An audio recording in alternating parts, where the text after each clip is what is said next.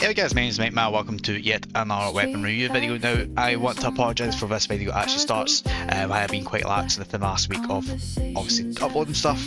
To give a thorough breakdown, or not thorough breakdown, but a bit of what's going on. Personal life, work stuff has been quite hectic with some structural changes within my workplace of work. So I am having to do a lot more than I used to do. So I am now struggling a little bit to get stuff done and out, and I only have like one day a week to actually do anything. And with the event going on currently right now, I am actually in death row and I have been for the last 3 weeks. I am going to do a bit of a like, here's what I got kind of thing from when the event ends. So I'm hopefully going to stay down here permanently, well not permanently, until the end of this event. But yeah, today we are doing a weapon review video. We actually have the FuryClaw PDW, which is an upgraded version of the Uziel something. This is a death row exclusive, and it's one of those unique ones you can obtain. Now, as you can see, this is the base stats here. It is a 55 handgun bullet SMG. It uses 55 ammo, but I'm not saying that way. It has a 45 round capacity, it takes 1.75 seconds to reload. It has a 8.57 shot per hit, or per shots per hit, sorry. 8.57 shots per hit, 12 damage per hit with a 40% firing cone with a 15% base critical chance. You need to be level 25 to equip, 120 machine skill to master, and this is quite an unfortunate part. It has 30% PvE armor penetration with a 15% chance to stun for 0.3 seconds. This is the stats overall after obviously my grind build here. We do have some grim bunnies to the right, because I'm right here. I'm not, I'm like up here actually, so I'll go down there. Yeah, I'll be honest, I'm not looking forward to this one. That's going to be quite difficult, especially in death row, but that 30% PvE armor penetration is going to be quite hectic, so let's go down and grab some bunnies. Okay, just before we get into this spot, it's going to be very difficult to test a lot of things here, so I'll need to kind of get in, shoot some things, loot something, dip out, and repeat. So, we're now in this area for the grand bunnies. We should have a bit of aggro coming in a second. I'll wait till I see some grim bunnies, or see the aggro I should pick up. Yep, there we go. Oh, okay, so that's just touching. So, that, oh, that's so much more noticeable. That 30% armor penetration really does suck. The 50 damage per hit, which is quite good actually for SMGs. I'm used to using the Gut Stitcher and the Marauder, so it's a bit different in a sense. The fact I'm testing this in death row gives people a bit of a different perspective on these. Normally I would use it around the bunker, because the bunker would give me a more of a baseline to understand how these work. But because I'm testing these, you'll get a better idea of if these work anywhere, basically anywhere in a sense. With the buff to SMGs, I actually do think this is a lot better than it used to be. It's just, right now, it does feel as if it's struggling. I just got hit there.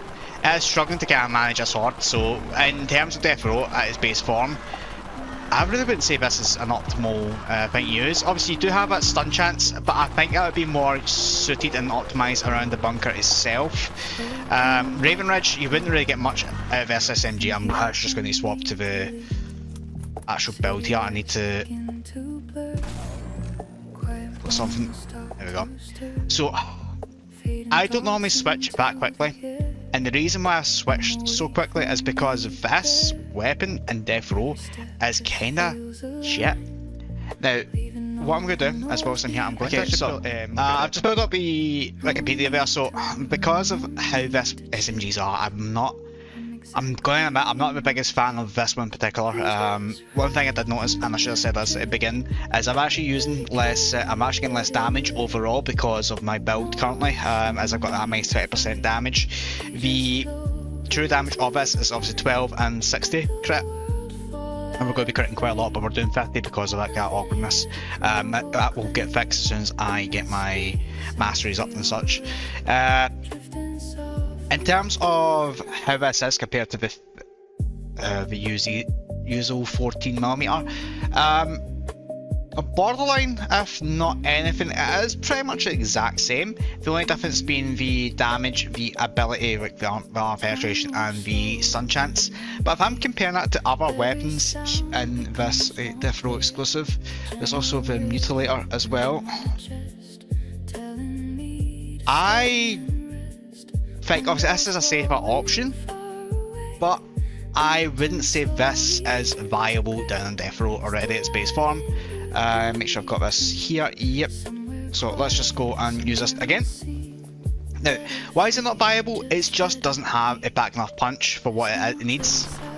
Now, obviously with a buff here, it does drastically different kind of damage, obviously with how it is. But the borderline thing with the attack speed as well, it is buffed at the same time. And with the 30% armor penetration, it does leave things to be left for the imagination in that sense. It's not that particularly amazing. I would need to really realistically say, hey, this needs something more. Now, with it being like a direct increase or an upgrade to the Uziel, I don't know how to pronounce it, Uziel, it is a little bit better. It's not the best kind of upgrade. It's not like the Piercer and the Anasite. I think the Piercer is actually a bit more viable in terms of what it's actually intended for. The FuryClaw here, or FuryClaw, is a little bit better in terms of handling the crowd compared to the other car weapons down here. The only one that's being excluded is the Dreadnought. That's just a fundamentally better one there. I do agree that the fact that the SMGs having the buff it did, with the removal of the drop off, the have a very high critical chance as well, it's made this line of weaponry a lot better in my opinion, and I'm actually more appreciative of how it is. I'm just going to need to wait to get everything here. Literally the only drawback for this weapon for me is the armor penetration, because in Death Row you're not really going to get much use out of it. Other places you get minor use of it, is better out there to say just got momentum there. You do get some better use out of other places in my opinion, and yeah, this will work around the bunker. This is without a doubt very useful around the bunker. It's usable in Raven Rush to a certain extent, but I wouldn't recommend doing so. Yeah, here we go, so I'm going to die in a second, so we will just kind of wrap this up best we can. The other aspect I would say as well is, I'm just going to try find something look so I can then speak. I don't want to lose my streak down here. Not done looking.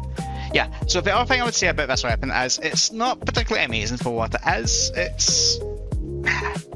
It's about what it was 1 mil when I last seen this in the market, and it was quite a it's a high ticket item, I would say, in terms of obviously its rarity, its weapon class and such for what it is.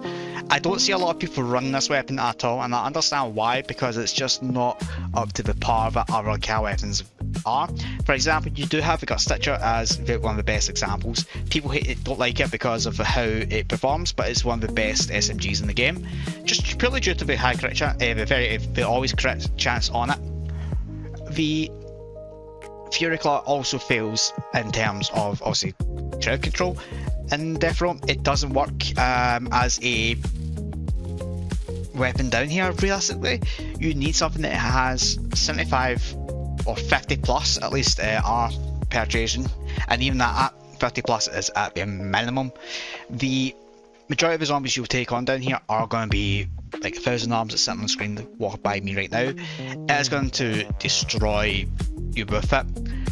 I would say if you're coming down here with this, you're doing it to yourself in that sense. The other aspect as well, if you're because it's a little bit of an upgrade compared to the Uziel 14mm, like again, it does work around the bunker. It will work around the bunker. It will somewhat work in Raven Ridge. It's not the best suggestion, and honestly, for it, but it will work. And even in Wasteland, I would highly recommend against use this. Completely, this will not support what you need. What you need is something a bit bigger, something like a minigun, preferably Crackling Slayer is about the correct one. The FuryClaw is one of your budget ones, but you would say, hey, is this any good to grab? So what I'm going to do quickly before I wrap things up, I'm just going to see how much this is in the market. Yeah, so it's still around the 1 mil area. In fact, I wouldn't say get it. It's not really worth grabbing at this stage. It's one of those ones I would highly recommend against. Its base form, I would give it a 2. And that says a lot because I do kind of rate most of these weapons somewhat highly. At its full potential peak, I would give it a 4. And it's just basing it on the death row test here. It is usable in, like I said, the bunker. There's no issue with it around the bunker. You can use it there. But I think around here it's just not viable. But yeah guys, let me know what you think. Have you tried this weapon before? Is that a good weapon? Do you get good use out of it? And yeah, let me know what you think, and I shall see you guys later, and goodbye.